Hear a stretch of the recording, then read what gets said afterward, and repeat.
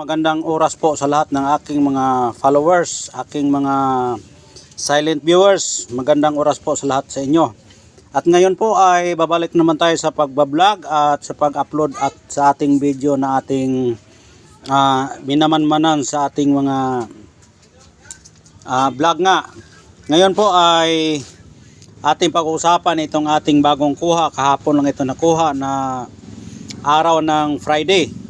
At itong ating pagkakakuha ay actual na ating nakuha sa pagputok ng ngipin ng kidlat. Itong ating tinatawag na bato na may nagsasabi siya ay dila ng kidlat, may nagsasabi ng ngipin ng kidlat. Pero para sa akin isa po itong ngipin. Ngipin po ito dahil nga ay tumama siya sa kahoy at ang forma din niya ay para din siyang ngipin. Ayan. Parang ngipin ang forma, pero depende na sa inyong paningin at sa inyong aura dahil bawat isa natin ay kanya-kanyang aura, kanya-kanyang paniniwala, pero isa lang po ang tunguhin. Isa po itong kidlat na bato. Kidlat po ito na bato na tumama mismo ito sa puno ng akasya. Kahapon ito na araw ng Biyernes. Malakas kasing ulan dito kaya may pumutok na kidlat. At ito ang aking nakikita at nakukuha. Yung puno na natatamaan nito ay nabali pa. Nabali pa yung puno kaya napakaswerte natin. Dahil binigyan naman tayo ng kidlat na ngipin o dila. Iwan ko lang kung ito ba ay dila o ngipin.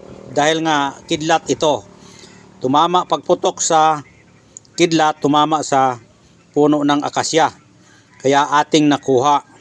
At maraming beses na ako nakakuha ng kidlat. May ngipin, may dila, may tango. Ayon. Ito ay iwan ko lang kung ano ang tingin niyo. Para sa akin ngipin, pero kung titingnan ng mabuti para ding dila. Ayan. Dalawang pangalan. Pwede dila, pwede ngipin.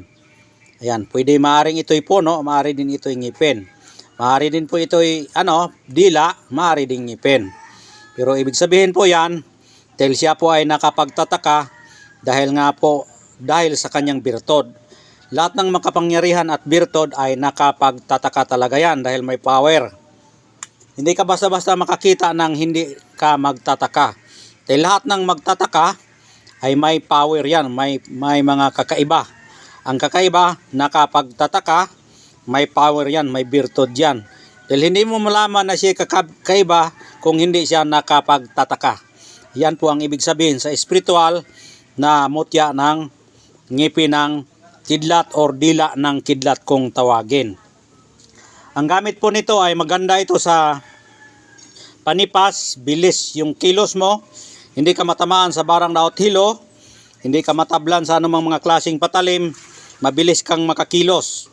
Kung ito ay ngipin ng kidlat.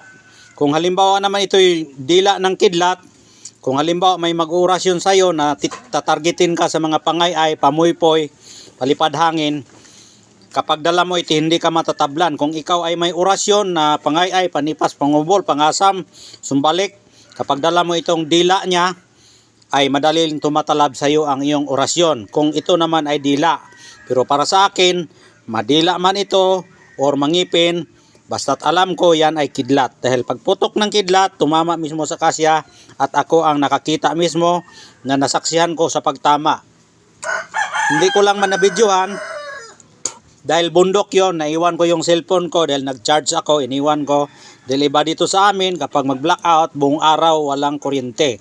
Mahirap dito sa probinsya, kapag mag-blackout, brownout, isang araw, buong araw, dalawang araw, tatlong araw, hindi pa yan basta-bastang mabalik. Dahil sa sobrang laki at sobrang bukid, hindi malapitan ng mga elektrisyan. Dahil sa sobrang daming natumba, kaya medyo matagal. Kaya yun, hindi ko siya nadala. Kaya ito na po ang para sa inyo kung sakali man ito'y maibigan ninyo na ikaw ay pagkalooban ng kidlat, yung sa puso at gabay ng kidlat na pumasok sa iyong puso't isipan at yung panalangin ng iyong dinadala ngayon po ay para sa iyo, yan po ay talagang para sa iyo. Dahil lahat ay ating makikita, may mga gabay nakapaghalina at yan ay nananawagan sa iyong puso kung mapasayo yan. Dahil hindi yan mapasayo kung hindi yan galing sa iyong puso at utos ng iyong espiritu at isipan. Dahil ang isip natin at utos, isa po yung espiritu na gabay na patunay na kung ikaw ay may gusto, yan ay may gabay para sa iyo yan. Yun ang ibig sabihin sa espiritual na kung ikaw ay karapat dapat na magtanga nito. Ang paggamit nito ay balutin mo lang ng pulang tila, pwede mo ihabak, ibigki sa iyong baywang at dalhin mo saan saan, ikaw ay maproteksyonan nito sa oras na kagipitan. Kung kagipitan pag-usapan, maraming klase. Yung kagipitan ay kay malapit ng mamamatay na may mga kalaban na paparating sa iyo, hindi ka basta-basta mabuwag o matalo ng iyong kalaban. Yan po ay gamit sa kidlat. Kung halimbawa palipad hangin, hindi ka matatamaan. Kung halimbawa naman ikaw ay tumatakbo, hindi ka mahahabol. Mabilis kang tumakbo. Yun ang papel ng kidlat. Dahil yung kidlat, sing bilis po yan ng bala. Kung gaano ka bilis yung bala, ganun rin kabilis ang iyong kilos. Dahil nga po ay birtud yan. Kapag dala mo yan, yung kanyang espiritu sa bato ay magre-react, magre-reflect sa iyong katawan at yan mismo ang tumutulong sa iyo at bumubuhat sa iyo kung saan ka pupunta. Yan po ang kidlat. Kaya kung halimbawa man ito'y mapasayo, ay mapasayo talaga. Yun lang po ang paggamit nito. Dahil mataas na po yung oras natin at magpaalam na ako. Uulitin ko po, ito'y kidlat. Maaring ngipin, maaring dila. Yan, basta ang alam ko, ito po ay kidlat. Dahil sa pagputok, tumama sa akasya, bali yung akasya, hindi ko lang nabidyohan at nakuha natin, pagkakuha natin, ngayon po ay araw ng Sabado, ay kahapon pa lang ito nakuha. Kaya yun ang kasaysayan sa kidlat na ating nakukuha. Kaya maraming salamat po sa inyong walang sawang pagsubaybay sa aking channel. At pasensya na po kayo dahil marami tayong mga manok dito sa paligid na binubuhay lang natin para meron tayong pangkatay, meron tayong pangbenta. Yun lang po ang natin, buhay natin dito sa probinsya. Ang buhay sa probinsya, magbuhay ng mga manok, baboy, baka, kambing. Yun ang alagaan natin para tayo ay mabuhay at meron tayong kakatayin kung halimbawa may mga okasyon tayo, kung wala tayong mga ulam, yun, kakatayin natin para mayroon tayong ulam. Ganun talaga dito sa probinsya.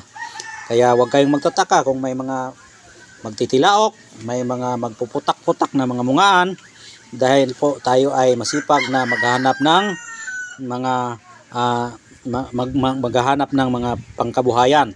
Magbuhay tayo ng mga hayop dito sa probinsya.